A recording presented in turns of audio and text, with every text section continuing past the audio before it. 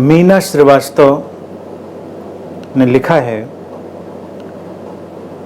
सादर प्रणाम अनंत श्री, यहाँ कुछ भी ठहरता नहीं, परिवर्तनशीलता के नृत्य से अपरिवर्तनशीलता के आयाम में प्रवेश करने का इशारा है।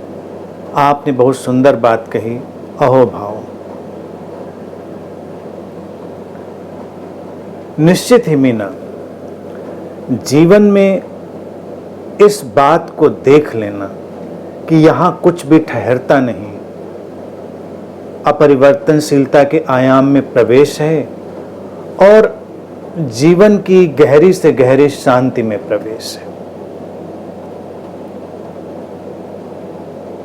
ये बात अगर याद रखें कि कुछ भी ठहरता नहीं है, सब परिवर्तित हो जाता है, तो कुछ भी तुम्हें अशांत नहीं कर सकता।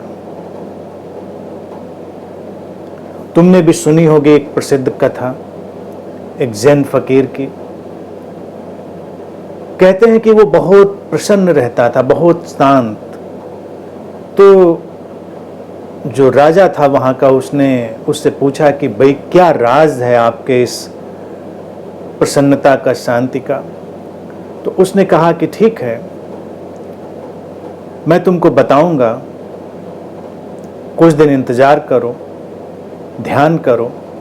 तो राजा ने किया वैसा, और कहते हैं एक दिन वो फकीर आया और उसने एक अंगूठी राजा को पहनाई। तो राजा ने कहा, इस अंगूठी में ऐसा क्या है? तो उसने कहा कि अंगूठी को एक बार गौर से पढ़ो, और जब भी कुछ जीवन में घटे, अच्छा घटे, बुरा घटे, कुछ भी घटे, इस अंगूठी को देखो और उस पे जो लिखा है उसको पढ़ो। तो राजा ने देखा और उस पर बस उस जैन फकीर ने एक वाक्य लिख रखा था, दिस टू शैल पास, ये भी बीत जाएगा। प्रसन्नता की बात आई, अपने को याद दिलाओ, ये भी बीत जाएगा, दिस टू शैल पास। दुख की बात आई, दिस टू शैल पास, ये भी बीत जाएगा। कुछ भी ठहरता नहीं, कुछ भी यहाँ पे टिकता नहीं है। इसका अर्थ ये नहीं कि प्रसन्नता में प्रसन्न ना हो, लेकिन इसका स्मरण रखें, और जब इसको याद रखेंगे तो तुम्हारी शांति, तुम्हारी प्रसन्नता तुमसे कोई छीन नहीं सकता।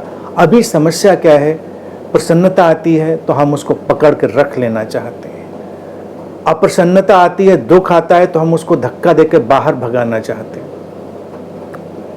ना प्रसन्नता को धक्के देकर आप बाहर निकाल सकते हैं, ना प्रसन्नता को आप पकड़कर बंद करके अपने पास किसी कंटेनर में रख सकते हैं। जो आया है सो आया है, और जो आया है वो जाएगा। ये परिवर्तनशील जगत है, ये जीवन चक्र है, ये काल चक्र है, ये घूम रहा है निरंतर। इसलिए इस बात को जो स्मरण रखता है, फिर उसको कौन अप्रसन्न कर सकता है, उसको कौन अशांत कर सकता है।